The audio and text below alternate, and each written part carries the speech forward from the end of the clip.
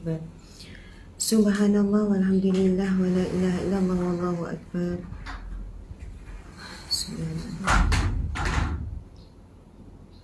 Subhanallah.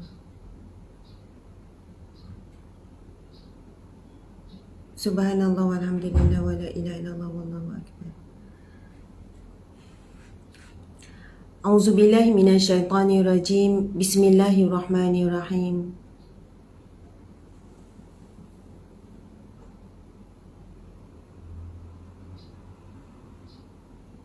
Okey, ada Puan Suraya SMS tanya. Sebelum kita mula ya, saya jawab satu soalan beliau. Saya nak tanya macam mana nak mandi wajib haid jika tiba-tiba terkena slip disc. Bukan slip disc ni, saya nak sebut DAC. Okey, mungkin ada okey. Jika kita tak ada air, kita mandi wajib. Jika tidak ada air, kita boleh guna tayamum. Tayamum mandi wajib. Bagi tayamum mandi wajib, jika tidak ada air, sama dengan wuduk. Tanah bersih kan, debu, tanah bersih, tanah yang ada debu. Lepas tu kita macam ni sikit tangan. Lepas tu ni tangan ni. Muka dulu, ujung. Dah, macam tu je. Sekali je. Tak payah. Tak, macam ni je.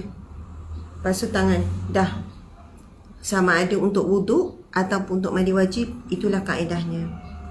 Tapi sekarang bukan tak ada air, jadi tak boleh nak bersuci mengangkat hadas besar, mengangkat hadas kecil.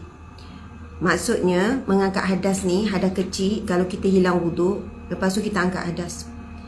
Wuduk tu lah angkat hadas kecil. Lalu kita boleh solat, baca Quran, pegang Al-Quran, baca Quran, tak ada wuduk pun tak ada masalah. Tapi bila tak ada air, yang gantinya adalah tanah. Tak boleh ganti dengan benda lain. Tanah insya-Allah sentiasa ada. Sentiasa ada di atas muka bumi Allah ni. Tanah tak akan habis seperti mana air akan habis. Air akan habis bila dunia berlaku kemarau berturut-turut, air akan habis. Tapi tanah tidak akan habis. Jadi satu ketika nanti yang ganti kepada air ialah tanah. Macam itulah kaedahnya. Subhanallah. Mungkin satu hari kita tengok, walaupun Malaysia negara yang kaya dengan sumber air iaitu sungai, tetapi dah ada beberapa negeri ada pada waktunya selalu gangguan air. Kedua, perlu beli dah air daripada negeri sebelah, walaupun dalam satu sama Malaysia.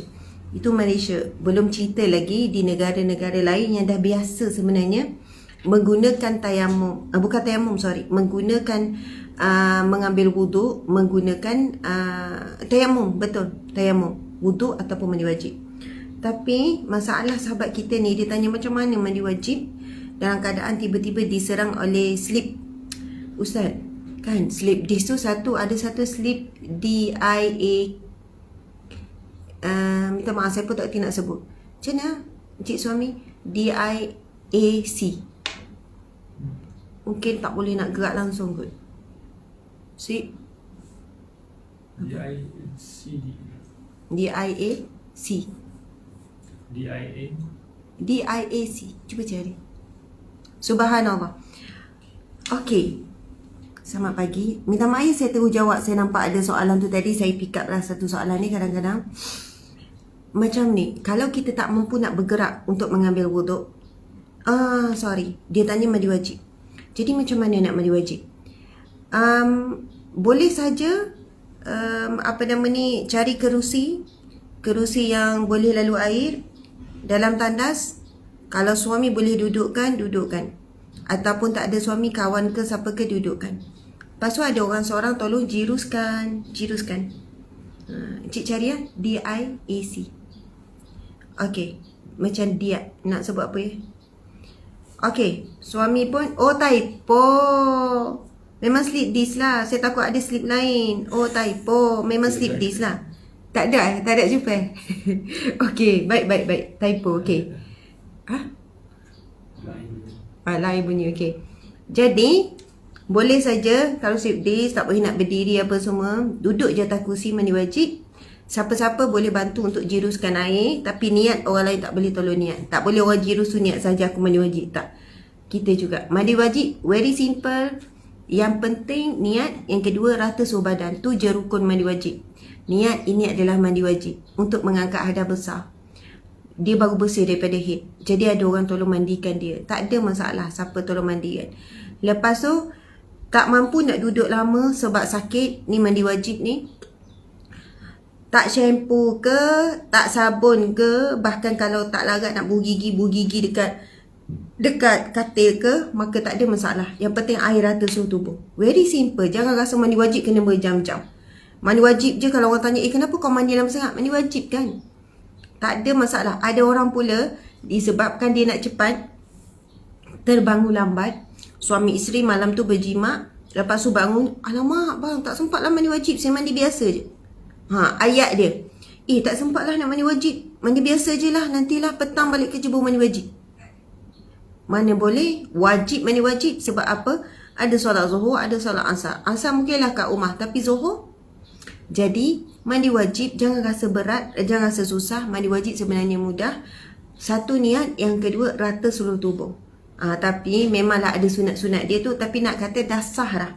Sekali lalu air shower tu, lepas tu gosok, pastikan rata dah. Tengok bawah kaki tak ada benda yang menghalang, takutlah melekat apa-apa, maka dah sah. Samalah tadi yang slip disc tu, boleh saja jirus kan. Lepas tu ada orang tolong gosok, boleh ke? Kan sebab tak boleh nak gerak ni, boleh, tak ada masalah. Ada orang tolong gosok. Kalau suami yang kalau sentuh tu kan batal, maka bolehlah mandi wajib, tak ada masalah. Gosok-gosok kan. Wuduk, gunalah suami tu, gunalah kita sebut apa ni, sarung tangan. Okey, faham ya? Okey, alhamdulillah. Harap dapat membantu ya menjawab. Kalau tak mampu sangat, tak boleh nak gerak, memang atas katil je, tak boleh buat apa-apa, memang atas katil sahaja, tak boleh nak bergerak, nak pergi mandikan wajib, nak angkat, nak terlentangkan atas tu, masa tu bolehlah gantikan dengan tayamum. Sebab ada sahabat Nabi masa zaman Rasulullah, dia begitulah situasinya, dia berjunub, lepas tu dia pergi musafir. Lepas tu bila dia bertanya kepada Rasulullah, macam mana ya musafir, kalau di padang pasir memang tak ada sumber air, maka kalau nak ni ke, mereka gantikan dengan tayamum. Air mungkin cukup untuk minum, saja, sebab perjalanan masih jauh. Jadi mereka bertayamum. Jadi salah seorang sahabat kata berguling-guling atas tanah. Maksudnya golek-golek atas tanah kalau mandi wajib, sebab wuduk muka dan tangan. Tapi Rasulullah pun macam sedikit ketawa macam tu lah kan, macam lucu lah. Dan Rasulullah kata mandi wajib bagi tayamum sama dengan berwuduk. Debu, tepuk, boleh saja. Ini sunat. Maksudnya kita bukan merenjiskan, takut ada, bila kita tekap atas tanah yang bersih, takut ada batu-batu yang kasar sikit, nanti kita nak sapu muka, takut luka masuk mata ke apa. Apa yang kita buat ialah buat gini sikit, macam tapis-tapis sikit kan. Jadi yang besar-besar tu jatuh, lepas tu gini sapu. Sekali je, tak payah ni, memang sekali je. Rasa macam ada yang tak kena bawah ni. Itulah kaedah tayamum. Dia bukan seperti air, kena rata seluruh. Lepas tu buat lagi ni kan, ni bahagian belakang, sebab kita tak nak ni sampai siku. Lepas tu bahagian depan pula, bahagian depan sampailah ni. Samalah juga ni. Adalah kaedah cara tu. InsyaAllah, mudah-mudahan Allah berikan kemudahan kepada yang sakit dan sebagainya. Wuduk pun boleh je suami tolong ambil wuduk, guna spray tu, pak spray. Lepas tu suami pakai glove, ratakan. Kalau isteri lumpuh ke, tak boleh nak gerak apa, tapi isteri boleh angguk, boleh lagi buka pejam mata, faham lagi cakap, suami wajib tolong ambilkan wuduk. Subhanallah. Spray contohnya ke muka, biar air tu macam menitik sikit. Bukan spray sekali, lepas tu dah gosok, tak, air tu jadi tak mengalir. Spray sikit, lepas tu nampak air menitik, sapu. Spray pula dekat tangan, lepas tu gosok. Dah siap. Tapi wajib bersihkan dulu najis. Kalau ada pakai pampers ke apa, tukar dulu pampers, bersihkan. Nak bersihkan najis tu, kalau tak susah ni, tak ada orang kat rumah nak tolong ni, isteri lumpuh ni, stroke ni, contoh ya, suami stroke ke lumpuh ke, nak angkat pinggul dia tu susah, nak letak tempat najis nak basuh tu susah, maka ambil tisu kering saja, jangan campur dengan tisu basah. Tisu kering saja, jangan campur dengan wipe tisu. Walaupun kita rasa kalau campur wipe tisu lagi boleh bersih, tak, guna tisu kering saja untuk lap najis semua tu. Tisu kering dia tak boleh campur dengan tisu basah. Tak sah kalau kita beristinja dengan benda kering campur basah. Kan kita boleh istinja. Istinja ni cara bersuci. Istinja yang pertama guna air. Istinja yang kedua menggunakan benda-benda batu, tisu, benda yang kering macam tu. Daun. Kita tahu akan datang mungkin ya, bila waktunya berlaku kemarau yang berturut-turut yang dikatakan bila dekatnya kiamat, masa tu manusia dah guna tanah untuk berwuduk dan untuk mandi wajib. Dan ketika itu manusia pun menggunakan istinja daripada air. Sebab air mungkin cukup untuk minum. Untuk minum pun tak cukup. Jadi bila buang najis besar, buang najis kecil, masa tu bersucinya guna benda yang kering, tak boleh campur benda yang basah. Kalau guna daun, daun. Kalau guna batu, bukan batu yang tajam-tajam tu. Batu yang ada bersegi-segi tapi bukan tajam, nanti luka pula. Itu kalau ada batu sahaja. Kenapa diberi gambaran batu? Sebab apa? Sebab saya dulu pelik juga, kenapalah istinja guna batu sedangkan lembut sikit daun. Tetapi bila pergi ke negara Arab, Mekah ke Madinah ke, banyak padang pasir tak ada pokok. Tak ada pokok langsung. Yang ada batu-batu. Batu-batu daripada apa? Daripada bukit. Bukit-bukit ni lah kan. Jadi memang mereka akan gunakan batu. Jadi begitulah kaedahnya istinja, tapi jangan campur dengan benda basah. Sebab itu ada orang dia bersihkan. Kalau bersihkan baby tak ada masalah lah, sebab baby tak solat. Baby tak solat, muslimin-muslimat. Tapi bersihkan orang yang sedang stroke, guna betul-betul tisu yang kering. Tisu yang kering, lepas tu pakaikan pampers, lepas tu tolong ambil wuduk, hadapkan dia ke kiblat. Sama ada kalau kita ada katil yang bertayar, senang. Kita pusing je hadap kiblat, sama ada kaki dia hadap kiblat, letak sikit bantal kat bawah, kepala, muka dia menghadap kiblat. Maksud kaki tu menghadap kiblat. Boleh juga kalau terlentang, tetapi kena tinggikan sikit bahagian kepala, letak bantal supaya muka dia hadap kiblat. Walaupun sikit. Lepas hadap kiblat, solat. Allahu Akbar. Walaupun terlentang, solat. Sami Allahu Akbar, rukuk. Kepala tunduk sikit. Kalau tak mampu terus, Ustazah memang tak mampu terus, gerakkan leher semua tak mampu, tangan je. Tak apalah, tangan je bagi isyarat, kepala tak gerak.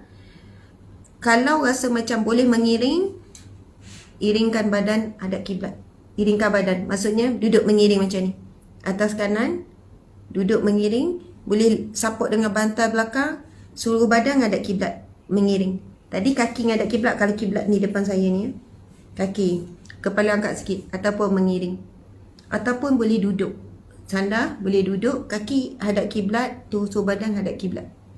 Muslimin-muslimat, cara-cara solat dalam keadaan yang sakit, dalam keadaan darurat dan sebagainya, memang kena belajar. Kita tak tahu, mungkin kita sakit, ataupun ada ahli keluarga kita sakit. Kita tidak tahu bila kita mungkin akan diuji lalu menggunakan ni. Sebab ramai orang yang tidak pernah belajar, bila datang sakit tinggal solat. Ahli keluarga pun tak boleh nak tolong solat. Sebab itu tak memang persiapan. Ini orang yang bijak ya, buat persiapan sebelum berlaku, sediakan payung sebelum hujan. Ataupun mungkinlah masa tu tak pernah belajar, jahil apa semua, tak ada masalah. Boleh cari internet saja. Zaman sekarang beli buku saja, masa tu pun boleh buat. Nak kata kalau puasa, kalau sakit, ada keadaan yang boleh digugurkan kewajipan berpuasa. Tapi kalau solat, sakitlah macam mana, kecuali koma saja, semua wajib solat. Dan saya nak cerita satu kisah saya, pengalaman saya berada di atas flight. Tapi kita ni dah terlanjur dah ni. Sebab saya jawab soalan tadi, minta maaf. Saya memang bidang syariah. Syariah ni fiqh. Sebab tu kalau saya terima soalan fiqh, soalan fiqah, saya akan jadi kupas tu jadi panjang supaya, sebab dia berkait-kait supaya kita terus dapat ilmu. Itu soalan fiqh. Jadi soalan fiqh perlu dijelaskan dengan teliti. Sebab apa? Dia melibatkan dia melibatkan apa? Ibadah. Ibadah perlu kita ada syarat sahnya, rukunnya. Tadi bab wudu adalah syarat sah solat. Bukan rukun lagi, sebelum solat. Syarat sah solat. Kalau tak sah wudu, maka tak sahlah solat. Penting sangat. Tu nama dia syarat sah solat. Syarat wajib solat lain pula. Syarat wajib solat, apa yang mewajibkan seseorang itu solat? Baligh, Muslim, suci daripada hadas. Nampak tak? Okey. Tempat solat ni, masuk azan, wudu, itu syarat sah solat. Itu tadi syarat wajib. Lepas tu syarat sah solat. Alhamdulillah. Okey. Terima kasih muslimin muslimat dimati Allah sekalian yang hadir. A'udzubillah minasyaitanirrajim. Bismillahirrahmanirrahim. Assalamualaikum warahmatullahi wabarakatuh. Alhamdulillah. Alhamdulillahi Rabbil Alamin. Wassalatu wassalamu ala ashrafil anbiya'i wal mursalin wa ala alihi wa sahbihi ajma'in. Alhamdulillah. Muslimin muslimat yang dirahmati Allah sekalian, terima kasih pada semua yang hadir. Terima kasih kepada Encik Suami yang selalu memudahkan segala urusan untuk live. Seterusnya, paling utama kita berterima kasih kepada Allah Subhanahu wa taala. Ustaz, patutlah ada yang macam kurang dengar. Oh, daripada tadi tak pasang ni. Masya Allah. Minta maaf sahabat-sahabat di FB. Tim tak ada cakap. Tim tak ada cakap ke tak jelas ke suara Ustazah. Daripada tadi tak pasang ni. Minta maaf, tak pasang speaker. Masya Allah. Sebenarnya sangat penting. Tapi lain lah. Dia jadi bergema. Dia tangkap juga bunyi kipas. Dia tak sama dengan pasang mic ni. Sebab tu sebenarnya tim yang selalu ikut, dia akan dapat kesan, ni tak guna mic ni. Tak guna mic speaker. Faham tak? Ini guna speaker phone je. Jadi kejelasan tu tak sama. Minta maaf banyak-banyak. Minta maaf. Okey. Jadi Alhamdulillah, segala puji bagi Allah. Salawat dan salam buat junjungan agung Nabi Muhammad sallallahu alaihi wasallam. Allahumma salli ala sayidina Muhammadin wa ala alihi wasahbihi wasallam. Allahumma salli wa sallim ala sayidina Muhammadin wa ala alihi wasahbihi wasallam. Ataupun kita solat selawat Ibrahimiyah, itu selawat yang paling afdal. Allahumma salli ala sayidina Muhammad wa ala ali sayidina Muhammad kama sallaita ala Ibrahim wa ala ali Ibrahim wa barik ala sayidina Muhammad wa ala ali sayidina Muhammad kama barakta ala Ibrahim wa ala ali Ibrahim fil alamin innaka Hamidum Majid. Sadaqallahul azim. Alhamdulillah. Ya, cantik bunga di belakang kan. Itu pun ada pemberian orang. Lepas tu datang pasang, Alhamdulillah. Terima kasih kepada yang memberikan. Dia nak suruh tu, Ustazah biar studio saya cantik-cantik. Ustazah nak ceramah. Saya balik daripada Mekah. Saya tengok dah ada dah bunga ni. Saya tak tahu pun dia nak pasang apa. Cuma dia kata nak pasang bunga belakang tu. Belakang live Ustazah dengan pasang waist coating. Lepas tu dia pasang. Balik-balik dah ada. Alhamdulillah, rezeki daripada Allah. Balik daripada Mekah.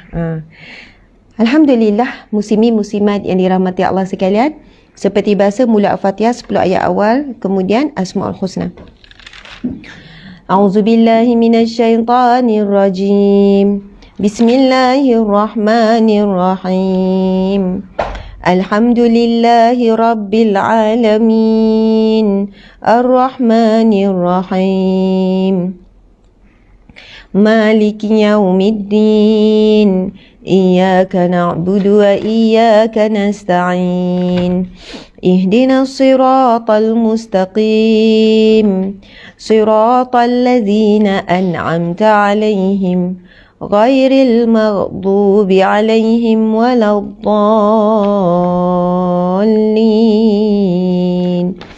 Amin. Amin amin ya rabbal alamin. أعوذ بالله من الشيطان الرجيم. أعوذ بالله من الشيطان الرجيم. بسم الله الرحمن الرحيم.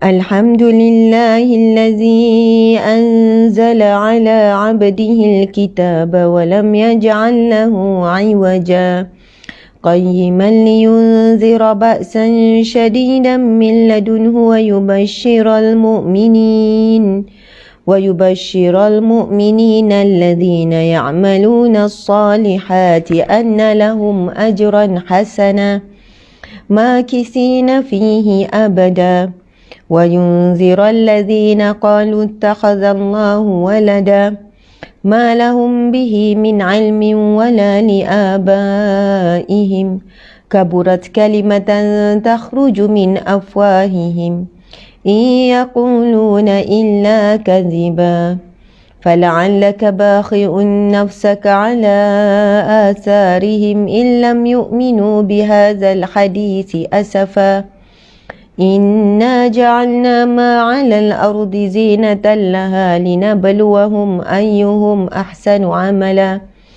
وإنا لجاعلون ما عليها صعيدا جرزا أم حسبت أن أصحاب الكهف والرقيم كانوا من آياتنا عجبا إذ أوى الفتية إلى الكهف فقالوا ربنا آتنا من لدنك رحمة وهيئ لنا من أمرنا رشدا أعوذ بالله من الشيطان الرجيم الذين كانت أعينهم في غطاء عن ذكري وكانوا لا يستطيعون سمعا أفحسب الذين كفروا أن يتخذوا عبادي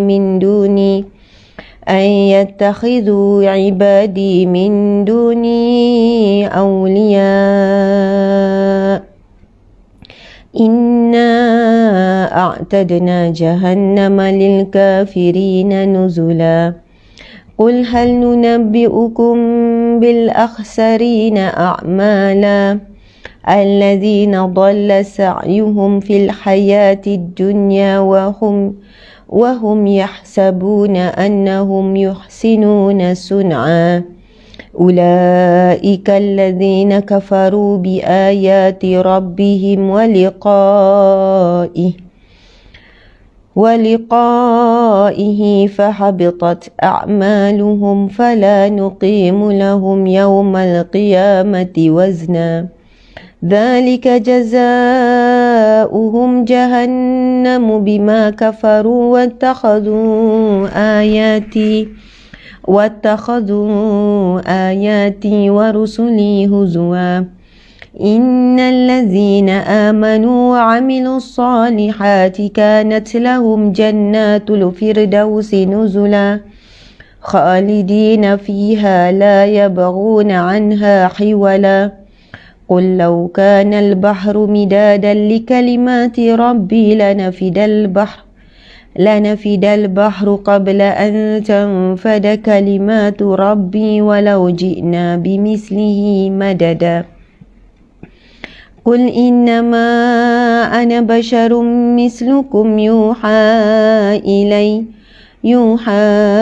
إلي أنما إلهكم إله واحد فمن كان يرجو لقاء ربه فليعمل عملا صالحا ولا يشرك بعبادة ربه أحدا صدق الله العظيم. Subhanallah. Muslimin muslimat, ayat yang terakhir kalau kita lihat iaitu ayat 110. Qul innama ana basyarum mislukum. Katakanlah wahai Muhammad, sesungguhnya aku ini hanyalah seorang manusia seperti kamu. Allah memerintahkan Nabi Muhammad supaya menyatakan kepada kita, sesungguhnya aku adalah manusia biasa seperti kamu yang telah menerima wahyu bahawasanya sesungguhnya Tuhan kamu adalah Tuhan yang Maha Esa. Faman kana yarju liqa'a rabbih, maka sesiapa yang mengharapkan pertemuan dengan Tuhannya. Faman kana yarju liqa'a rabbi falyamal amalan salihan, maka lakukanlah kebaikan, buatlah amal-amal soleh, dan janganlah wala yusyrik bi'ibadati rabbih ahada, dan janganlah kamu menyekutukannya dengan suatu apapun di dalam beribadah kepada Tuhannya. Jadi ayat yang terakhir surah Al-Kahfi ini menyebutkan faman kana yarju liqa'a rabbih. Saya nak tanya kepada sahabat-sahabat semua, adakah kita tergolong di kalangan orang yang nak bertemu dengan Tuhan? Ada yang kata, takutlah ustazah nak jumpa dengan Allah. Faman kana yarju liqa'a rabbih. Siapa yang mengharapkan sebuah pertemuan, kita takut ke tak takut, bersedia ke tak bersedia, kita akan bertemu dengan Allah dalam bentuk pertemuan yang sebenar. Kita akan bertemu dengan Allah Tuhan kita, satu-satunya Tuhan kita di mahsyar kelak. Ketika itu hanya ada satu raja saja. Kalau dalam sebuah rumah tangga, kadang suami jadi raja, isteri jadi permaisuri, kan? Dalam sebuah negeri ada raja, ada sultan, dalam sebuah negara pun ada. Tapi bila di mahsyar kelak, Malik Yaumiddin, Tuhan, Malik juga raja, Malik juga pemilik hari pembalasan. Ketika itu kita akan bertemu dengan Allah Tuhan kita. Dan bila masuk syurga, na'udzubillah, kalau ke neraka sekalipun bertemu dengan Tuhan juga.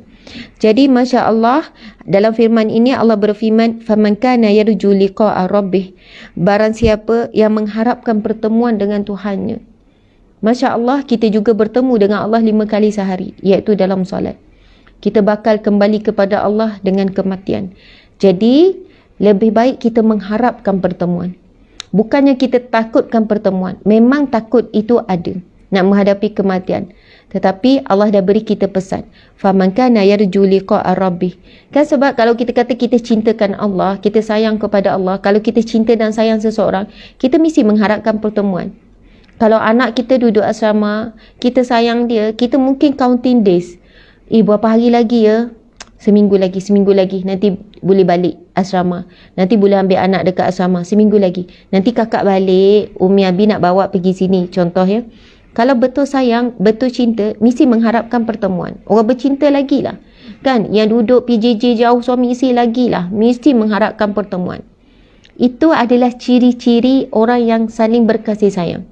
Wajib orang yang saling mencintai, dia mengharapkan pertemuan. Jadi firman Allah, faman kana yarju liqa'a rabbih.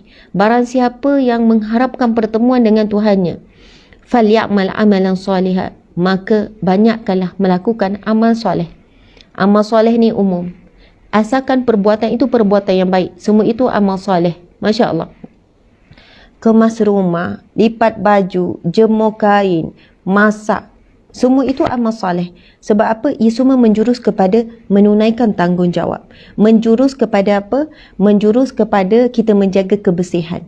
Menjurus kepada mewujudkan sebuah rumah tangga, suasana rumah yang harmoni. Semua itu diberi pahala. Semua itu amal soleh. Tapi ada amal soleh yang khusus.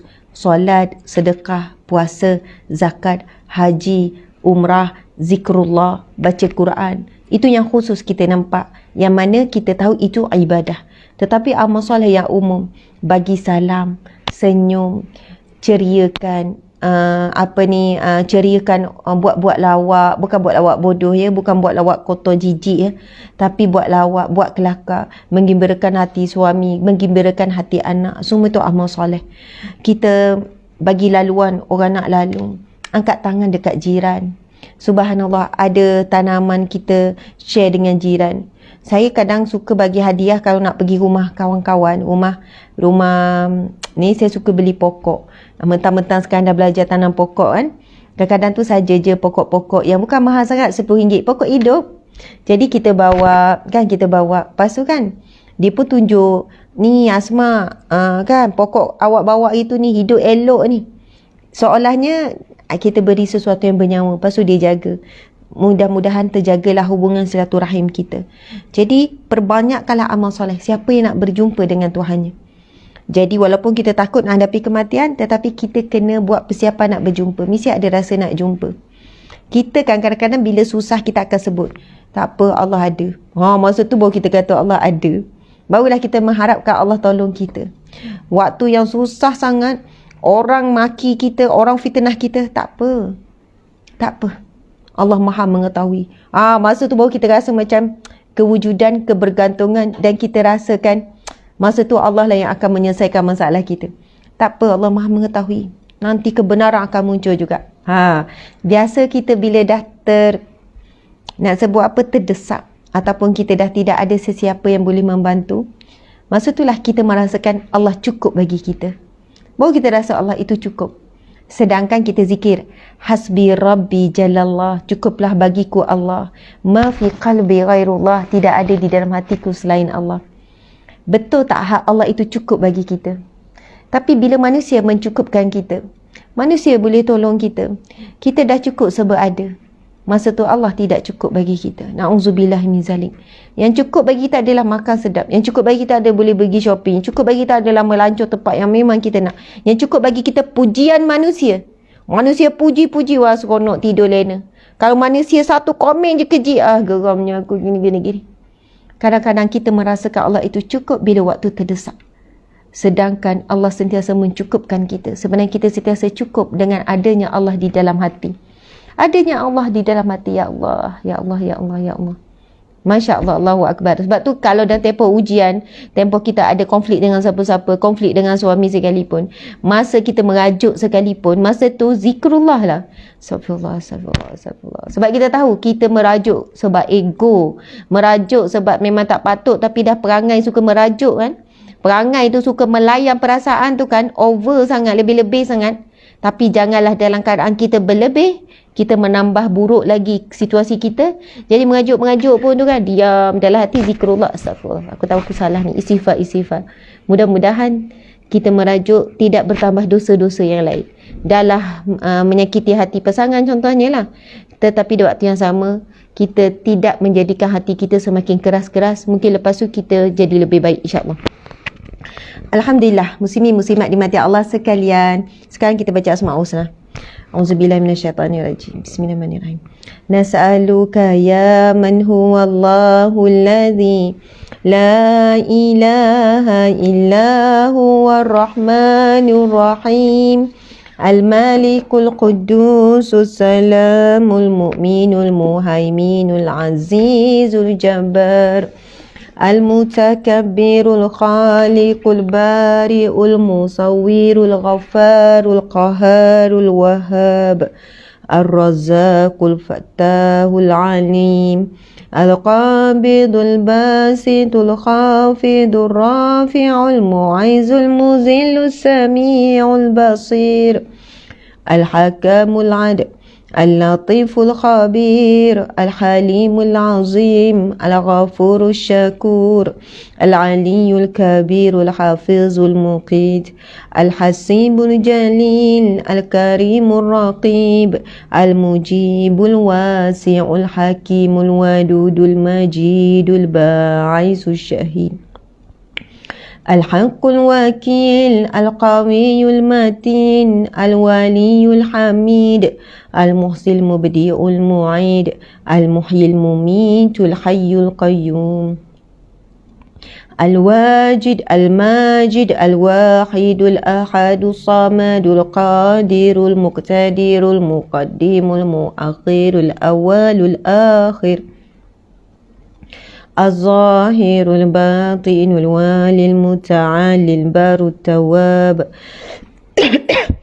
المنتقم العفو الرؤوف المالك الملك ذو الجلال والإكرام المقسط الجامع الغني المغني المانع الضار النافع النور الهادي البديع الباقي الوارث الرشيد الصبور الذي ليس كمثله شيء وهو السميع البصير اللهم صل أفضل صلاة على أسعد المخلوقات كسيدنا محمد وعلى آله وصحبه وسلم عدد معلوماتك ومداد كلماتك كلما ذكرك ذاكرون وغفل عن ذكره الغافلون.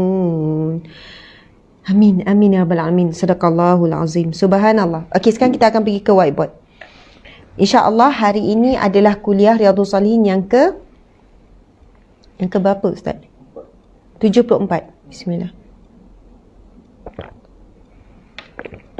Saya nak tulis doa-doa yang saya sebut semalam bila dengan anak Sebab ada yang tanya, Ustazah bagi tahu maksud, macam mana doa dia. Okey, kita tulis dulu doa tu. Lepas tu kita nak pergi kepada pengajian kuliah Riyadhus Salihin kita.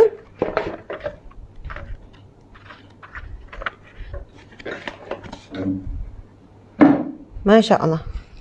Bismillahirrahmanirrahim.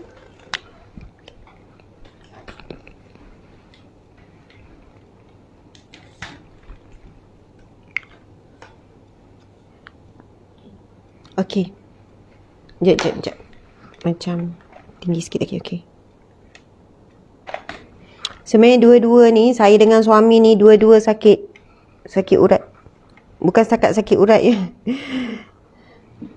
Hari tu kan kami naik bukit, saya pun jatuh bukit beberapa kali. Naik bukit Jabal Nur, Jabal Sur. Saya jatuh beberapa kali, balik memang kaki bengkak, saya tak boleh nak jalan, tak boleh nak gerak. Bolehlah jalan sikit-sikit dengan sangat sakit. Lepas tu ya kita buat rawatan lah, alhamdulillah. Dah semakin okey. Suami pun teruk juga. Sebab betul-turut kita naik bukit Jabal Nur dengan Jabal Sur. Belakang tu kena ni sikit. Okey. Tadi saya nak cerita sikit. Saya pun kena cerita lah. Sebab tu sebenarnya kami ni dalam proses healing juga.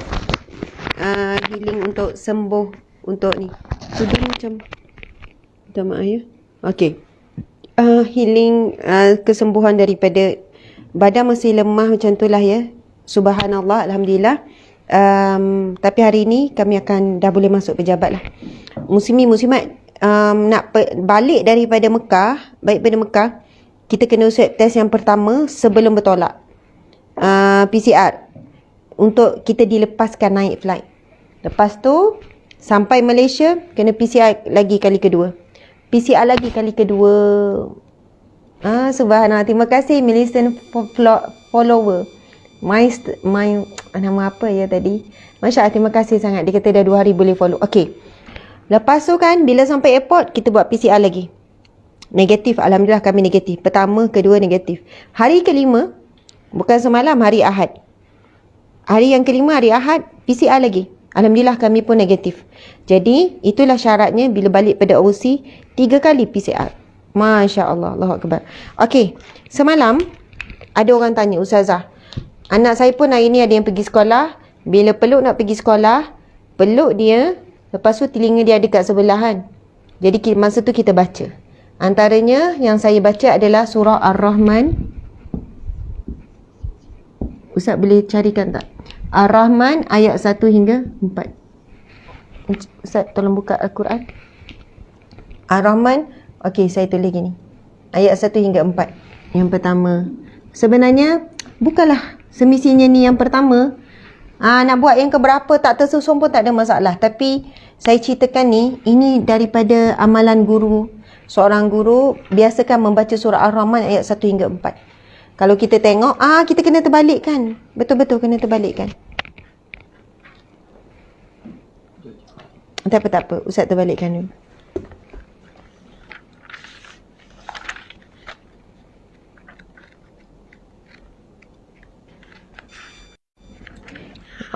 Saya cuma nak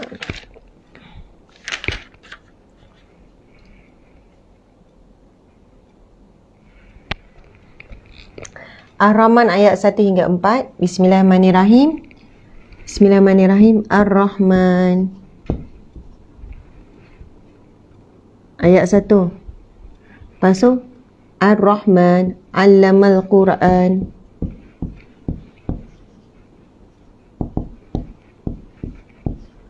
Allamal Quran.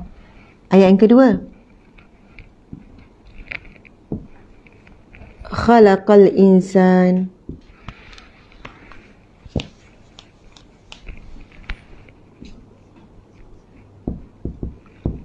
Khalaqal insan.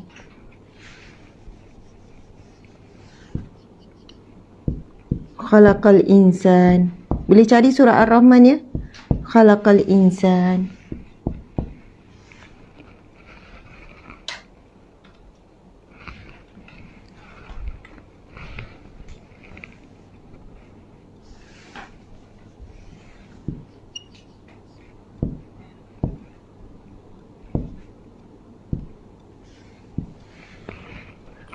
Khalaqal insan. Ayat ketiga. Allamahul bayan.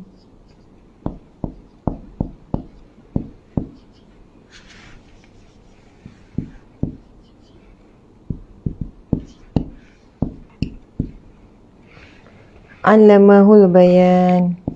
Ayat keempat, cukup. Nak baca panjang lagi? Baca. Subhanallah, saya dah jumpa ramai ibu bapa yang bawa anak-anak dia yang kecil kan. Umur 4 tahun, umur 5 tahun, nanti Ustazah, saya dah selalu baca ayat ni. Sebab saya dah banyak kali kongsi ayat ni. Kan, kita bacakan untuk diri kita, kita bacakan untuk anak-anak. Subhanallah. Lepas tu kan dia kata sampai anak saya dah hafal. Anak masih kecil tapi dah hafal dah. Okey, kita tengok maksud dia. Ar-Rahman, ini nama Allah. Ar-Rahman, Ar-Rahim yang maha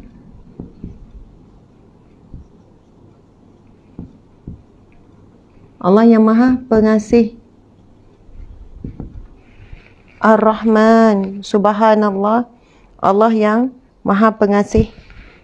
Allamal Quran, Allamal Quran. Allama apa maksud dia? Yang mengajarkan.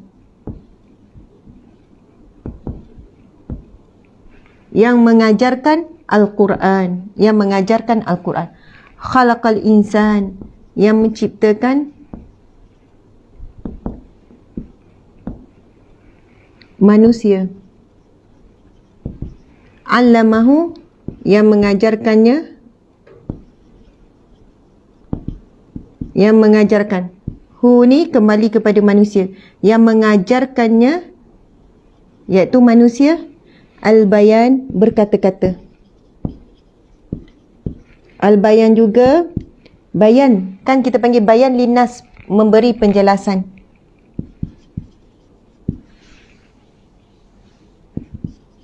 Macam kemahiran lah, kemahiran berkata-kata, kemahiran beri penjelasan.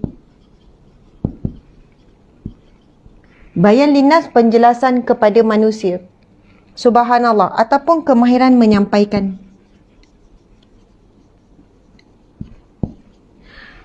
Bila kita baca ayat ni muslimin muslimat, kita baca Bismillahirrahmanirrahim, Ar-Rahman. Kita puji Allah dulu. Allah ya Hamid yang sangat terpuji dan Allah sangat suka kita memuji Allah. Kita puji Allah dulu. Sebab nak minta, puji dulu. Kita kadang nak minta apa-apa dengan suami, puji dulu. Kita kadang-kadang nak minta anak kita buat sesuatu, ni Sofan ni memang rajin. Lepas tu Sofan dah tahu, minat minta tolong apa tu. Macam dia dah tahu, kita puji tu ada something kita nak. Jadi bukan kita kata Allah itu sama begitu, tetapi begitulah caranya Allah mengajarkan kita bila kita nak minta sesuatu puji. Sebab itu bila kita nak berdoa sesuatu, kita mula dengan pujian. Alhamdulillahirrabbilalamin. Wassalatu wassalam. Pujian, lepas tu selawat pada Nabi, barulah minta sesuatu. Itu adab dan akhlak yang telah disusun oleh alim ulama. Begitu juga kaedahnya Allah mengajarkan kita dalam surah Al-Fatihah. Dalam surah Al-Fatihah, Allah mengajarkan kita puji dia dulu. Sebab itu kita baca semalam doa ataupun fadilat baca Al-Fatihah bila kita sebut Alhamdulillahirrabbilalamin. Segala puji bagi Allah Tuhan yang mentadbir sekalian alam. Lalu di situ Allah menjawab, hambaku memujiku. Ar-Rahmanir-Rahim, hambaku memujiku. Maliki yaumiddin, hambaku mengharapkan kepadaku, ataupun hambaku memujiku. Macam itulah. Maksud Allah sangat suka kita memulakan dengan pujian. Jadi ayat ini, muslimin muslimat, tak silap saya, dalam Al-Quran hanya 4 surah yang mulakan dengan nama Allah. 4 surah sahaja, tak banyak yang mulakan dengan menyebut ataupun memuji nama Allah. Ini tinggi sangat Ustaz bila saya cakap. Yang ni saya rasa macam mendongak. Macam mana? Okey. Subhanallah, muslimin muslimat, bila kita start dengan pujian Ar-Rahman, Allamal Quran, yang mengajarkan Al-Quran. Masa kita niat dalam hati anak kita ni suka baca Quran, belajar Al-Quran dengan betul-betul. Sebab kadang-kadang kita mengharap anak kita pandai baca Quran, suka baca Quran, suka hafal Quran sebabkan cikgu. Kadang jumpa cik-cik, Ustaz, saya harap Ustaz boleh ajar tu betul anak saya. Ustaz, Ustazah, anak perantaraan. Tetapi Allah lah yang mengajarkan seseorang itu untuk pandai baca Quran. Yang mengajarkan Rasulullah melalui malaikat Jibril boleh baca Al-Quran. Walaupun buta huruf tapi boleh baca, boleh ingat.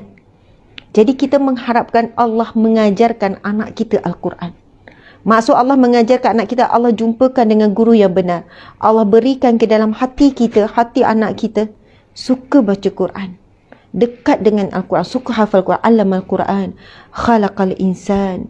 Dialah yang menciptakan manusia. Kita menafikan diri kita. Anak ni bukan kita yang buat. Anak ni bukan kita yang ciptakan. Anak ini milik Allah. Khalaqal insan. Khalaqal insan, yang menciptakan manusia. Kita menafikan diri kita. Dan kita mewujudkan Allah Subhanahu Wa Taala dalam kalimah tersebut. Khalaqal insan, dialah yang menciptakan manusia. Masa tu kita merasakan anak ini betul-betul amanah daripada Allah. Satu kurniaan, pemberian, anugerah daripada Allah. Sama ada anak ini akan membawa kita ke syurga. Na'udzubillah, jika sebaliknya ia akan mengheret kita ke neraka. Jadi kita akui bahawasanya Allah lah yang menciptakan anak kita ini. Khalaqal insan, 'allamahul bayan. Dia yang mengajarkannya, iaitu manusia ini, berkata-kata. Kemahiran memberi penjelasan, mampu menyampaikan. Masya Allah, Ustaz, memang kamera ni cover sini. Mampu memberikan penjelasan. Masya Allah. Jadi mudah-mudahan anak kita, dia pandai bercakap, dia pandai berkata-kata, dia pandai beri penjelasan, dia boleh menyampaikan ilmu satu hari nanti. Semua pekerjaan memerlukan penjelasan. Itulah kan kena ni sikit sebab kita boleh nampak kamera. Semua ilmu perlukan penjelasan. Jadi doktor kena pakai beri penjelasan pada patient. Jadi nurse ke, kerja di pejabat ke, kerja apa-apa pun memang ia melibatkan komunikasi. Jadi allamahul bayan, yang mengajarkan ilmu berkata-kata, ilmu beri penjelasan, ilmu untuk menyampaikan. Masya Allah, Allahu Akbar. Itu macam lepas solat kan, lepas kalau anak nak pergi sekolah, bacalah ni. Okey, yang kedua, semalam ada orang tanya, Ustazah, apa doa tu ya? Okey, yang kedua doanya adalah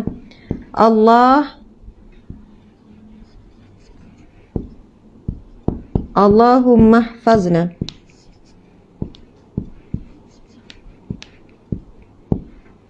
Allahumma hfazna. Allahumma hfazna. Allahumma hfazna.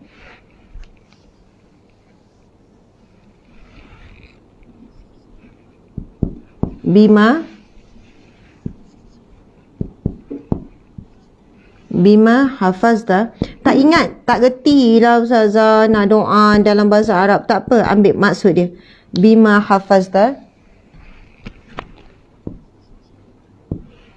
Ini kita mohon dengan Allah, ya Hafiz. Bima hafazta ibadakas salihin.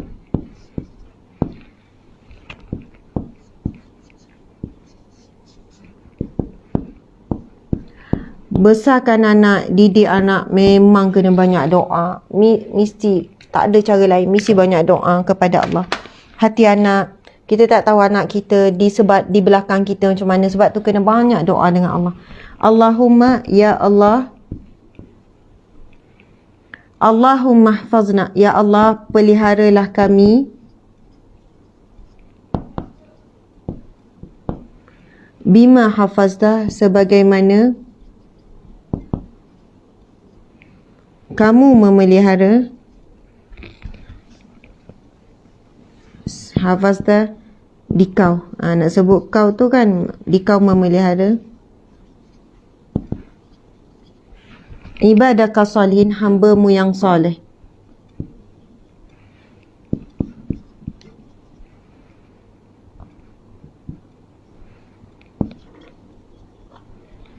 Masya Allah. Doa ni muslimin-muslimat, kita doa supaya anak kita ni dipelihara, dijaga, diawasi oleh Allah Subhanahu Wa Taala sebagaimana Allah menjaga hamba-hambanya yang soleh, hamba-hambanya yang baik, hamba-hambanya yang beriman, hamba-hambanya yang bertakwa. Kita mohon, ya Allah, peliharalah kami. Masa tu doa terus untuk kita sendiri. Allahumma hfazna. Sama juga bila kita baca surah Ar-Rahman 1 hingga 4 ni pun untuk diri sendiri juga. Ya Allah, peliharalah kami. Bima hafazta, sebagaimana Engkau memelihara hamba-hamba-Mu yang saleh. Allahu Akbar. Kita mohon bentuk pemeliharaan Allah. Sebab hamba Allah yang saleh ni, orang-orang yang baik ni, Allah berikan pemeliharaan. daripada dia berkata keji, daripada permusuhan, kebencian manusia. Allah pelihara hamba yang soleh ini bila nak buat maksiat tersekat. Contohnya begitulah. Sebab apa? Dia orang yang baik. Orang yang soleh, orang yang baik. Orang baik, orang jaga solat, orang yang jaga maruah, yang jaga aurat, jaga pergaulan, yang banyak buat kebaikan. Orang-orang yang baik ni Allah jaga. Jadi kita tahu kita ni bukan baik sangat. Tapi kita mengharapkan Allah tetap jaga kita sebagaimana Allah memelihara hamba-hamba yang soleh. Nak jadi orang soleh, tak buat dosa besar, tak buat dosa kecil, susah. Jadi kita mengharapkan Allah tetap jaga kita sebagaimana Allah menjaga orang-orang yang soleh. Subhanallah. Itulah antaranya. Lepas tu, okey, siapa nak print screennya? Nak screenshot? Okey. Boleh sebab saya nak padam, saya nak tulis zikir seterusnya. Bunyi macam banyak. Tuan-puan boleh pilih je. Kalau rasa nak laju, baca Ar-Rahman saja. Lepas tu kalau rasa, banyak sangat ni doa ni. Ustazah zikir-zikir ni, saya nak ambil nombor 2 tu je. Tak ada masalah. Maksud saya cuma share antara zikir yang saya amalkan bila dengan anak-anak. Kan, bila peluk anak lepas solat ataupun nak pergi ke sekolah, di antara. Kadang-kadang saya tak baca semua. Kadang bacalah 2-3. Tapi ada waktunya rasa macam sempat tenang, bacalah semua. Okey, dah snap ya? Saya nak padam. Bismillahirrahmanirrahim. Tak apa, boleh tengok balik live ni, jangan risau. Gitu. Okey. Lepas tu, ini saya nak berkongsi doa Rasulullah kepada Ibnu Abbas. Doa Rasulullah kepada Ibnu Abbas. Ini doa daripada hadis Nabi yang sahih. Doa ini mempunyai barakah. InsyaAllah siapa nak anak bijak, anak kuat daya ingatan, anak cerdik, ini doanya. Subhanallah. Doa ini didoakan oleh Rasulullah kepada Ibnu Abbas. Kefahaman dalam agama, doa Rasul kepada Ibnu Abbas. Doa yang pertama, Ibnu Abbas, muslimin-muslimat, banyak hadis Nabi yang disebut dengan perawinya adalah Ibnu Abbas. Kan selalu dengar kan? Riwayat Ibnu Abbas daripada Ibnu Abbas. Abbas ni siapa? Ibnu pula siapa? Nama sebenar dia adalah Abdullah bin Abbas. Siapakah Abbas? Abdullah nama dia. Kenapa panggil Ibnu? Ibnu membawa maksud anak lelaki. Anak lelaki kepada siapa? Kepada Abbas. Orang Arab memang biasa. Dan biasanya Ibnu ni digunakan bagi nama Abdullah. Kalau kita kata Ibnu Mas'ud, anak kepada Mas'ud, kan salah seorang sahabat Nabi, Ibnu Mas'ud. Kita dah tahu Ibnu Mas'ud tu nama dia, bila sebut Ibnu Mas'ud, nama dia mesti Abdullah. Betul, nama dia Abdullah bin Mas'ud. Kalau nama lain dia tak gunakan kaedah Ibnu. Kalau nama lain dia akan, contoh Abu Hurairah, anak kepada Hurairah. Contohnya Sayyidina Umar, kan? Umar Al-Khattab. Dia tak panggil contoh Abu Bakar As-Siddiq, kan? Dia tak akan panggil Ibnu kepada ayah dia siapa, kan? Tapi kalau nama Abdullah memang akan jadi kebiasaannya orang Arab, dia akan panggil Ibnu saja. Abdullah Ibnu Abbas. Sebab itu gelaran Ibnu Abbas, Abbas ni nama ayah dia, anak kepada Abbas. Dan kita tahu kalau guna je Ibnu, nama dia mesti Abdullah. Faham ya? Ibnu anak lelaki kepada Abbas. Siapakah Abbas? Abbas ini dalam kalimah ya. Okey. Abbas ini adalah bapa saudara Nabi. Bapa saudara Nabi. Dia merupakan adik-beradik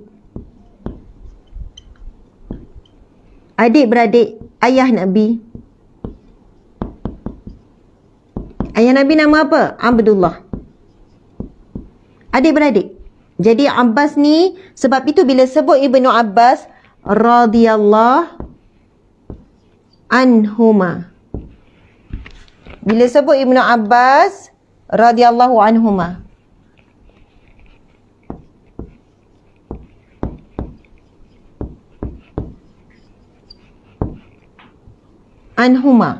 redha Allah ke atas keduanya. Redha Allah ke atas keduanya.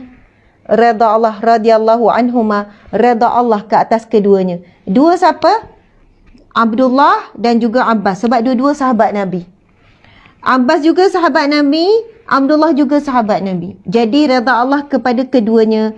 Sebab itu kadang-kadang contohnya kita sebut Sayyidina Umar radhiyallahu anhu. Umar redha Allah ke atasnya. Kerana ayah Sayyidina Umar tidak memeluk Islam, bukan sahabat Nabi. Jadi redha Allah tu ditujukan kepada Sayyidina Umar saja. Tapi bila anak dan ayah kedua-duanya sahabat Nabi, kita akan jumpa dengan redha Allah ke atas keduanya, sebab kedua-duanya anak dan juga ayah adalah sahabat Nabi. Okey. Abdullah bin Abbas lahir 3 tahun sebelum hijrah. Abdullah bin Abbas lahir 3 tahun sebelum hijrah. Bermaksud ketika hijrah umurnya, maaf, saya nak share doa Nabi pada Ibnu Abbas, tapi saya cerita latar belakang sikit. Ketika hijrah, umurnya 3 tahun. Ketika Nabi wafat,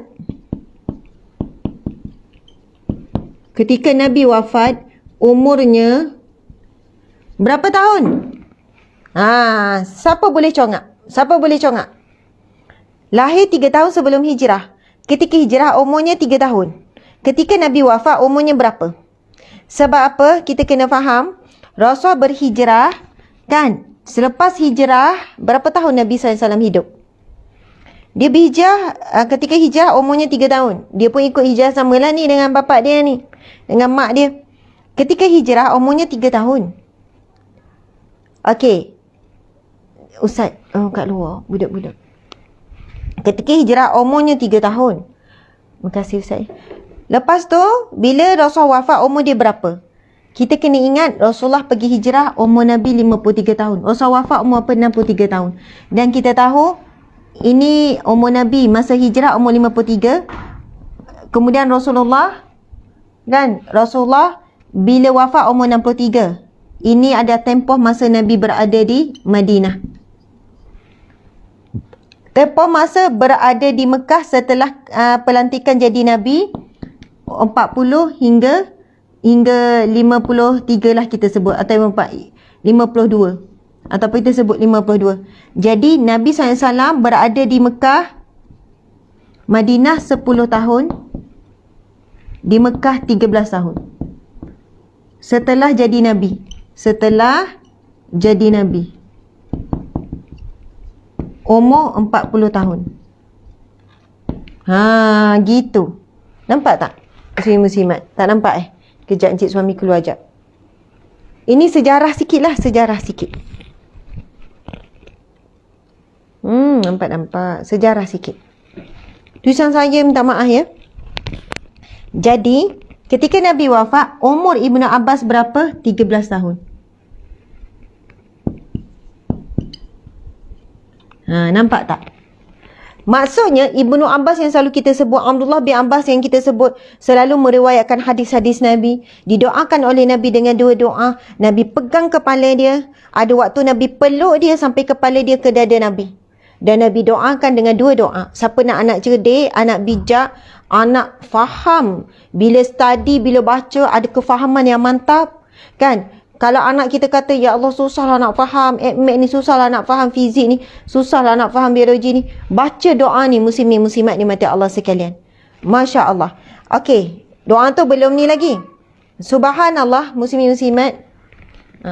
Anak-anak my hide and seek. Okey. Ketika hijrah umurnya 3 tahun, ketika wafat umur 13 tahun. Satu lagi fakta pasal dia memang banyak lah. Baru ni masa saya pergi ke Madinah, saya pergi ke Taif, di sana saya menziarahi makam Ibnu Abbas. Itu yang jadi cerita tu banyak sikit. Baru tahulah. Okey. Ibnu Abbas ada mak saudara. Ibnu Abbas ada emak saudara. Emak saudara yang bernama Maimunah. Kita kena letak Sayyidatina Maimunah. Siapakah Maimunah? Isteri Nabi. Salah seorang isteri Nabi. Salah seorang isteri Nabi sallallahu alaihi wasallam. Emak saudara. Jadi sepanjang, maksudnya Rasulullah SAW bernikah, maksudnya Rasulullah dengan Maimunah, jika tiba giliran Rasulullah di rumah Sayyidatina Maimunah, kan Sayyidatina Maimunah ibunda kita juga ni, isteri Nabi, Ibnu Abbas suka pergi tidur rumah Maimunah. Dia saja sebab apa? Dia kecil lagi, dia kanak-kanak. Bukanlah tidur dalam bilik, mungkin ruang tamu ke kan, kat luar ke. Sebab apa? Dia suka perhati Rasulullah. Rasul buat apa, dia tengok dan dia cuba tiru hampir sama dengan Rasulullah. Dia tengok cara Rasul salat, dia tengok cara Rasul wuduk, dia tengok cara Rasul makan, cara Rasul sekian-sekian. Semua dia perhati sebab dia masih kanak-kanak. Sebab itu ingatan dia dan sebagainya terhadap Rasulullah itu sangatlah kuat dan sangatlah jelas. Dia ambil peluang bila Rasulullah di rumah Sayyidatina Maimunah, dia akan bermalam di situ. Tujuannya untuk, sehingga kan ada satu kisah pada waktu malam dia tak tidur, dia tunggu Rasulullah bangun. Bila Rasulullah bangun, dia dah tahu Rasulullah nak solat. Dia pun ambil air untuk diberikan kepada Rasulullah untuk Rasulullah berwuduk. Tapi Rasulullah tak tahu siapa yang sediakan air. Lalu Sayyidatina Maimunah bagi tahu, ya Rasulullah, yang menyiapkan air wudukmu itu adalah Ibnu Abbas. Lalu Rasulullah pun panggil Ibnu Abbas. Masa tu, wahai Ibnu Abbas datang. Sebab dia masih budak kan, dia macam mungkin segan kan, gini-gini. Rasulullah pun letak tangan di atas kepala. Sebab itu ada barakahnya, itu sunnah Nabi. Bila kita nak bacakan doa kepada anak kan, kalau anak yang besar, mungkinlah, boleh je anak yang besar pun saya pegang juga. Kadang saya minta suami, bang, bacakan doa saya apa-apa, saya ambil tangan dia letak atas kepala. Sajalah kita akan rasa macam dia pun doa lah apa-apa, jadilah isi-isi yang lembut. Contoh, ya jadi kalau diisi yang baik, kita rasa macam seronok je. Jadi, letak tangan atas kepala itu adalah kaedah Nabi bila Nabi dengan anak-anak kecil, dengan kanak-kanak biasanya. Nabi letak atas kepala. Lalu Nabi doa. Apa doanya? Okey. Ini yang kita nak kita padam ni. Boleh ya? Muslimin-muslimat, saya nak padam. Bismillahirrahmanirrahim. Ada yang nak snap? Sikit fakta tentang Ibnu Abbas.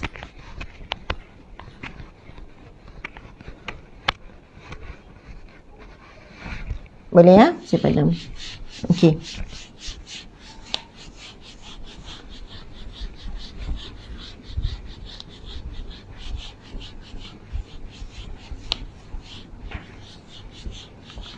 Lepas tu kan, nanti ada orang beramal. Lepas tu jumpa Ustazah, tak bijak pun, dizat biasa je, macam tak berkesan doa tu. Muslimin-muslimat, bijak ni kadang-kadang bukan segera tau. Sel-sel otak berhubung kan. Kadang tu bila besar, bila dia bekerja, kebijaksanaan tu luar biasa. Kadang-kadang bukan daripada hasil rizak. Tapi bijak bukan semata-mata dengan keputusan perpesaan. Dia bijak bezakan baik dan buruk. Dia ada idea yang bernas. Dia maksudnya bijak ni memang boleh diukur dengan rizak perpesaan. Tetapi ukuran-ukuran yang lain lagi banyak daripada ukuran rizak tu. Subhanallah. Okey. Mungkin dia tak cemerlang dalam semua subjek, tetapi kita boleh tengok, oh dia sangat cemerlang dalam 1-2 subjek ni. Maksudnya kebijaksanaan tu ada di situ. Untuk suami? Oh, untuk suami. Ada orang tanya doa untuk suami? Tak, boleh baca untuk suami tak? Boleh. Baca untuk suami. Suami baca untuk isteri. Doa ini umum sebenarnya. Cuma biasalah kan sebab situasinya ketika itu. Okey, ini adalah hadis riwayat Bukhari, nombor 3756. Hadis sahih riwayat Bukhari. Doa Nabi yang pertama kepada Ibnu Abbas. Dan doanya sangat simple, muslimin-muslimat. Hafal terus saja. Sebab barakah bila kita bacakan doa. Tak apa-apa. Barakah bila kita bacakan doa dalam kalimah Rasulullah.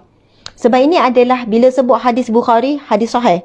Ia adalah kata-kata Rasulullah. Jadi barakah bila kita baca dalam bahasa Arab. Ustazah, saya tak mampu nak hafal lah. Tak mampu? Tulis je cari je kertas apa-apa, kertas A4 ke, kertas tulis anak ke kan.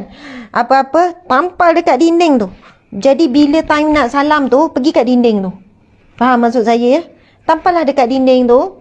Bila time nak doa, okey jom. Sebab doanya dekat dinding tu. Sambil peluk tu sambil baca. Gitu. Tak ada alasan pun. Ustazah tak erti baca bahasa Arab. Bahasa Melayu lah jawabnya. Okey, bismillahirrahmanirrahim. Okey, subhanallah. Okey, doanya adalah Allahumma alimhul hikmah.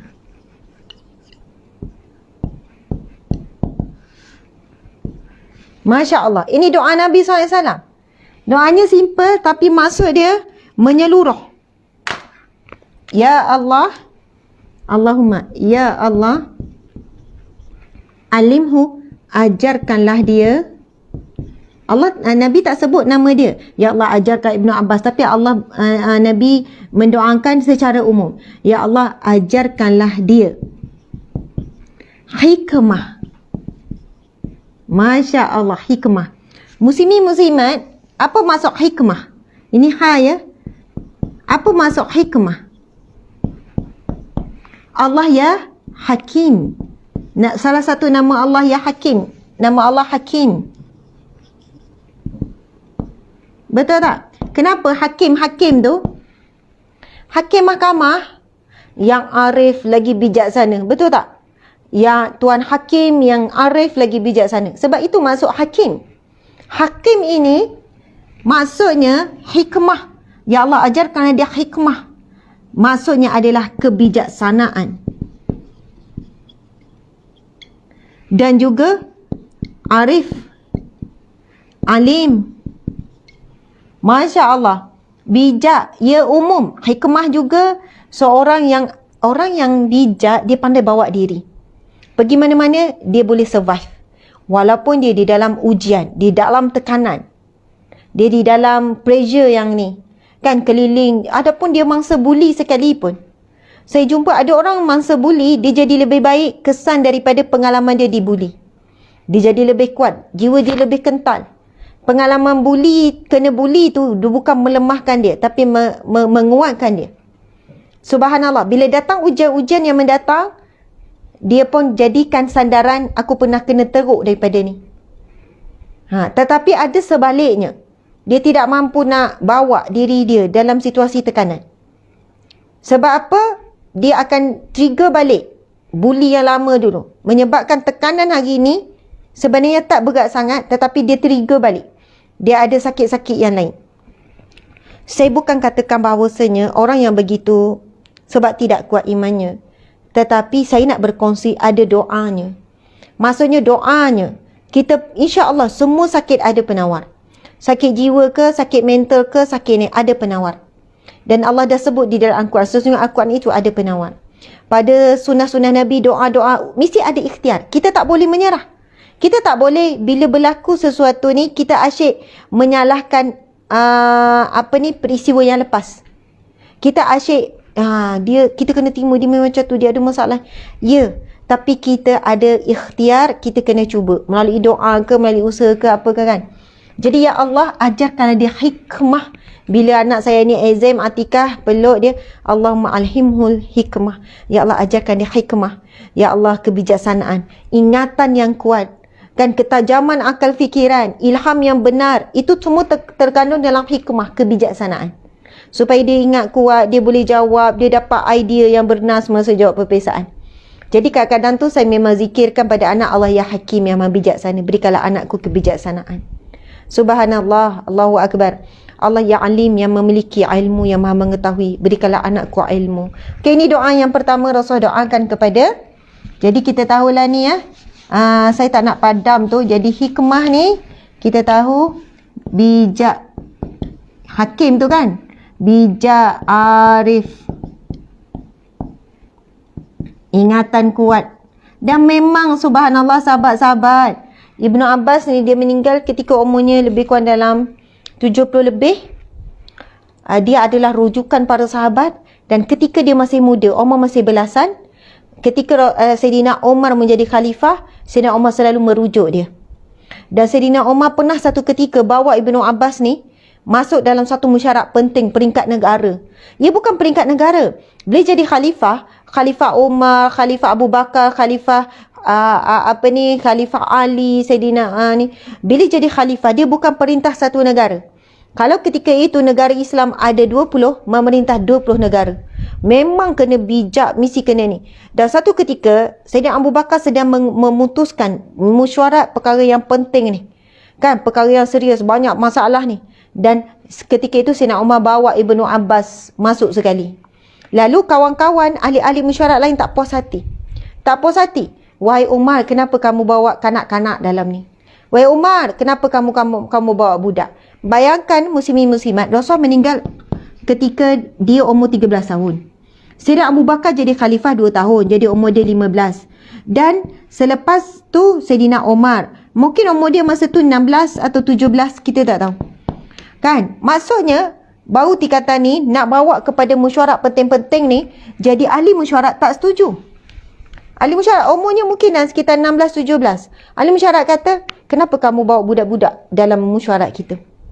Lalu ketika itulah Sayyidina Umar berkata, sesungguhnya kamu tahu siapa Ibnu Abbas ni. Kamu tahu kemampuan dia.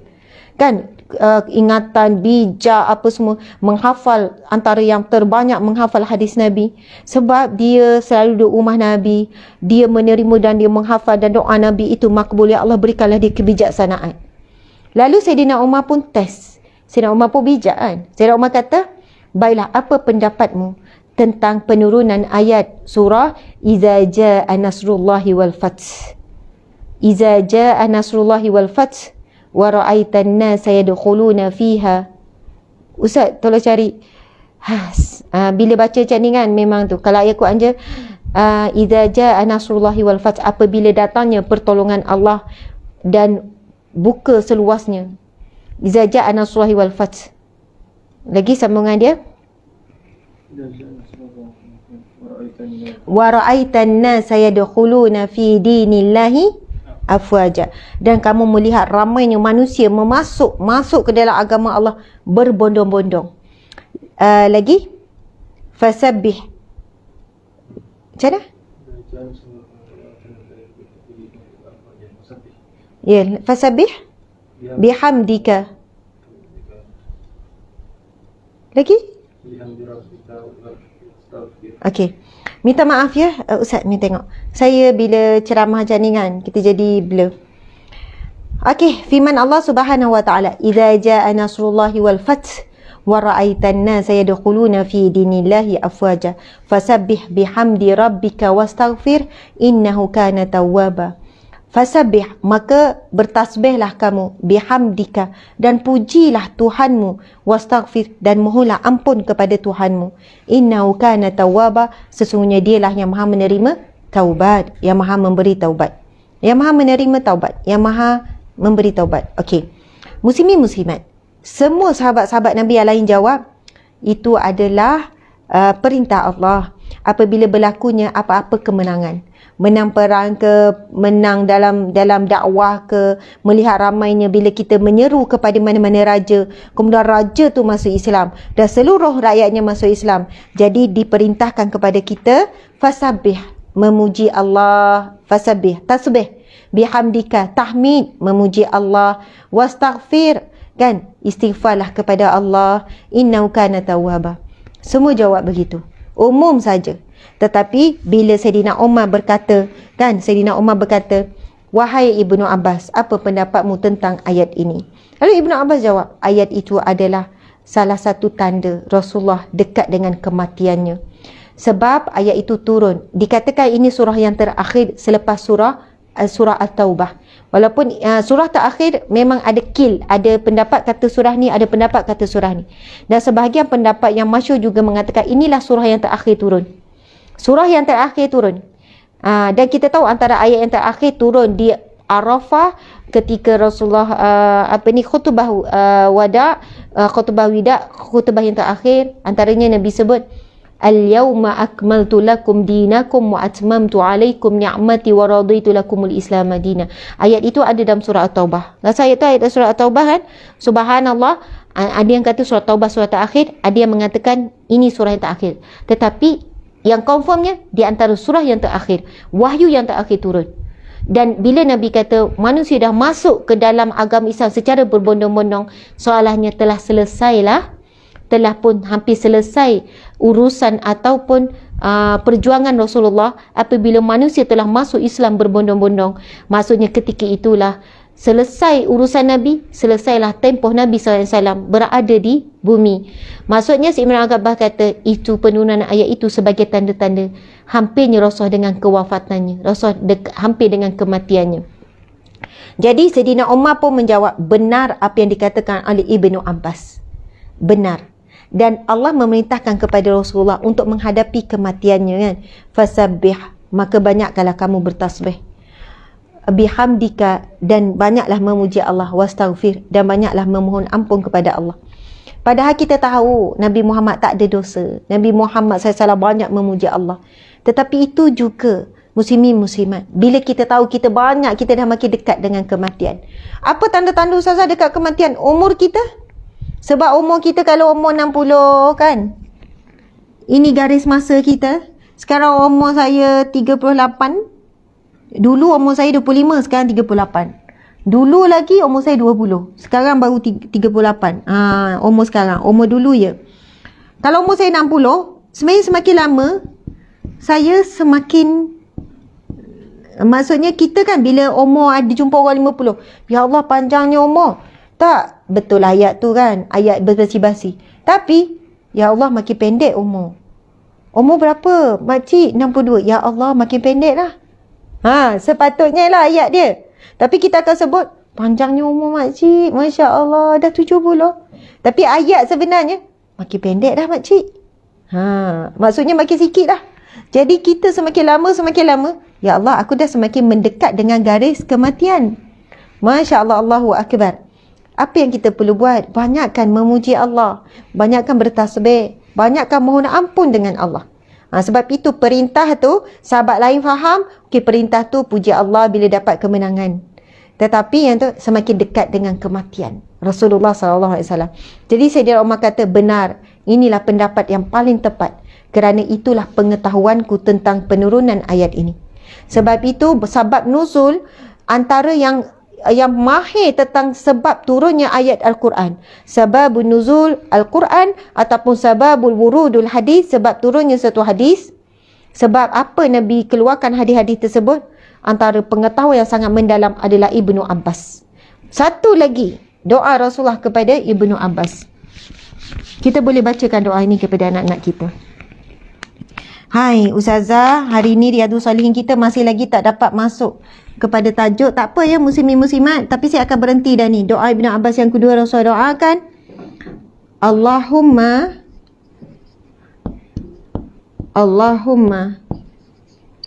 faqihu. Betul tak ejaan?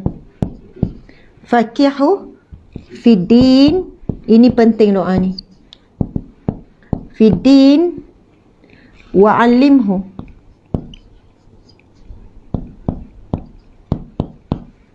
ta'wil. Ustaz boleh tak cari selain daripada maksud tu, apa lagi maksud takwil? Boleh cari, boleh macam Google maksud takwil, cakap dalam ni wa'alimhu takwil. Ya, ia bukan tafsir saja. Yang tu saya tahu, tapi maksud takwil yang lain.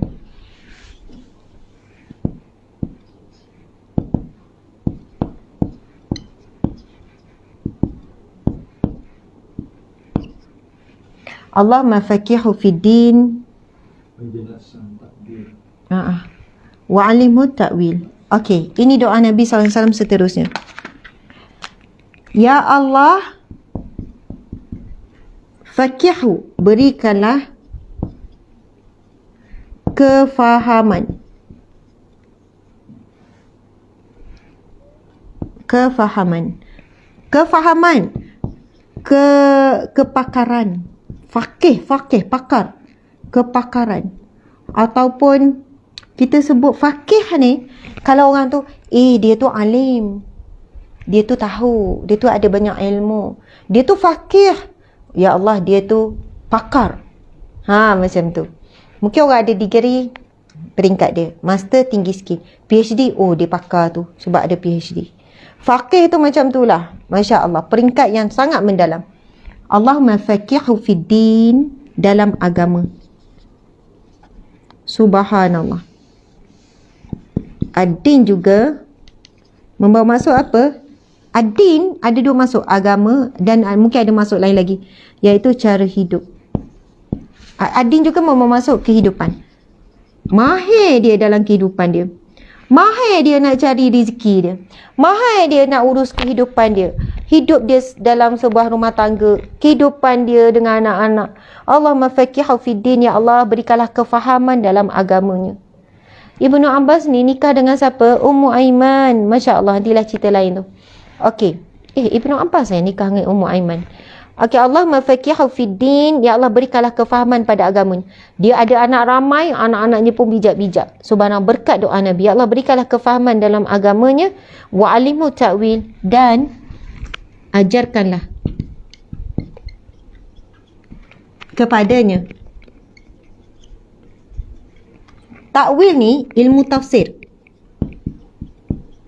Sebab itu dia sangat mahir bab tafsir Al-Quran, dan banyak kitab-kitab tafsir Al-Quran, tafsir-tafsir Al-Quran yang muktabar, kan, fi Zalil Al-Quran ke, tafsir Qurtubi ke, tafsir Ibnu Katsir ke, tafsir Hamka ke. Kita akan jumpa ada banyak tafsir daripada Ibnu Abbas. Menurut Ibnu Abbas, ayat Quran ini turun sekian-sekian. Menurut Ibnu Abbas, yang dimaksudkan sekian-sekian-sekian. Sebab apa? Makbul doa Nabi, ilmu tafsir. Ilmu tafsir Al-Quran. Okey. Tapi takwil juga membawa maksud takbir tu kan. Pernah kan kita mimpi ni apa takwil dia ya? Tafsir mimpi. Apa ya penjelasan? Takwil ni juga membawa maksud ilmu yang ada kemahiran dalam menenguni sesuatu, memahami sesuatu. Ada satu perkara, ada orang faham satu dua je, tapi ada orang faham lebih mendalam. Dia boleh jelaskan sampai kita kata, wow, penjelasan dia. Dia memberi satu penjelasan, view dia tu mendalam. Ada orang cerita pasal ilmu buat karipap contoh kan. Dia bolehlah cerita karipap itu. Tapi ada orang, wah, mendalam lagi. Ilmu bisnes. Ada orang ilmu bisnes gini. Tapi ada orang ni Allah beri dia kefahaman dan dia boleh takwil, menafsirkan apa kepakaran dia tu dengan sangat baik. Jadi nampak ya, Allah mafaqihu fi din, Allah berikanlah dia kefahaman dalam agama. Bila faham agama tu apa sekian, jangan risaulah. Mesti cemerlang dalam bekerja, cemerlang dalam rumah tangga, cemerlang dengan anak-anak, cemerlang dalam pekerjaan dia. Sebab apa? Semua itu dalam lingkungan kehidupan yang beragama. InsyaAllah kita tak risau anak kita ni akan jaga solat sebab dia faham sungguh solat itu untuk apa. Dia suka bersedekah sebab dia faham dalam bab agama. Anak ini mesti akhlaknya baik. Akhlaknya baik. Sebab apa? Dia orang yang faham agama.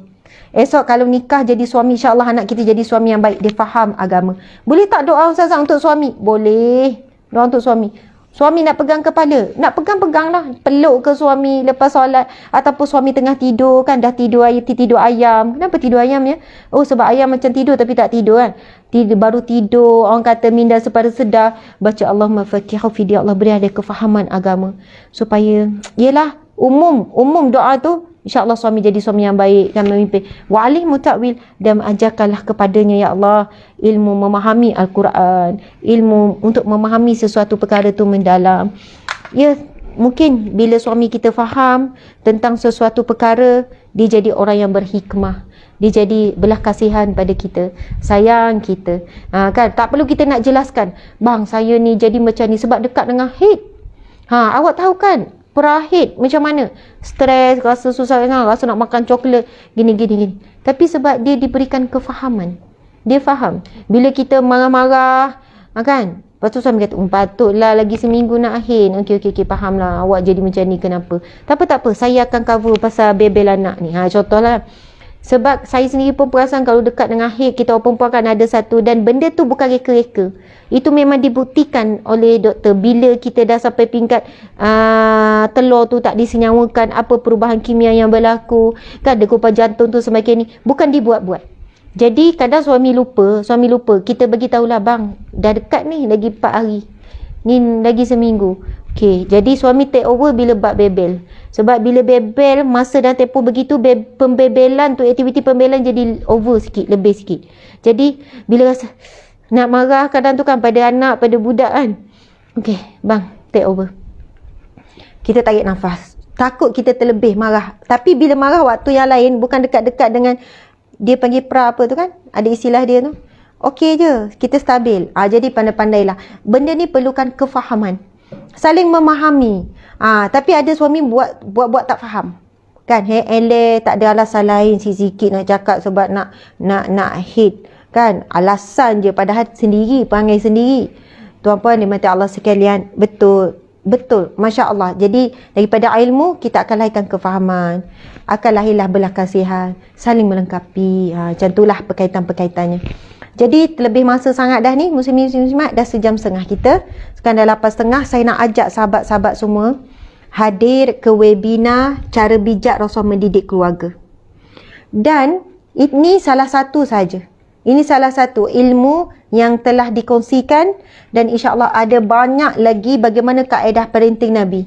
Bila sebut kaedah parenting Nabi, dia bukan hanya kepada anak-anak. Tapi bagaimana kalau kita tengok Ustaz Muhammad Luqman akan berkongsi tentang bagaimana teladan Nabi dalam mendidik permaisuri hati. Ini penulis buku bestseller Asal Garam Rumah Tangga Nabi. Dah 3 buah buku tentang Asal Garam Rumah Tangga Nabi. Jadi kepada lelaki ataupun perempuan, kita perlu belajar kaedah Nabi menguruskan konflik dalam rumah tangga. Menguruskan keluarga. Jadi kalaulah Ustaz Luqman mungkin ajar berkongsi nanti tentang ilmu bagaimana nak melembutkan hati isteri, nak didik isteri. Ilmu yang sama kita boleh guna untuk suami. Kemudian Bonda Noor akan berkongsi tentang parenting moden gaya Rasulullah buat remaja. Jadi kita memang, anak saya pun ada remaja. Ada orang kata, Ustazah untuk anak dewasa macam mana? InsyaAllah Bonda Noor akan berkongsi kaedah Rasulullah dalam mendidik anak-anak, khususnya remaja. Manakala saya pula, hebatnya Rasulullah dalam mendidik anak. Saya umum. Saya akan berkongsi insyaAllah 20 tips. 20 tips bagaimana cara Rasulullah. Jadi webinar ini lebih kepada praktikal. Dia bukan teori. Praktikal sampai insyaAllah saya akan berkongsi 20 praktikal cara Rasulullah dalam mendidik. Sama ada dalam perbuatan ataupun dalam percakapan. Ataupun perbuatan tu contoh, membetulkan dan sebagainya. Jadi insyaAllah tuan-puan sekalian, siapa yang nak infak webinar sangat dialu-alukan. Sebab ada orang yang tak mampu untuk bayar RM60 bila ada yang infak. Contohnya, Ustazah saya nak masuk webinar tapi saya bayar untuk 10 orang lagi. InsyaAllah Ustazah bagilah pada sesiapa yang nak sangat tapi betul-betul tak mampu. Ustazah hari Sabtu ni dah ya, muslimin-muslimat. Ustazah Sabtu ni saya balik kampung. Sabtu ni saya ada hal. Muslimin-muslimat, jangan risau. Jangan risau sebab apa?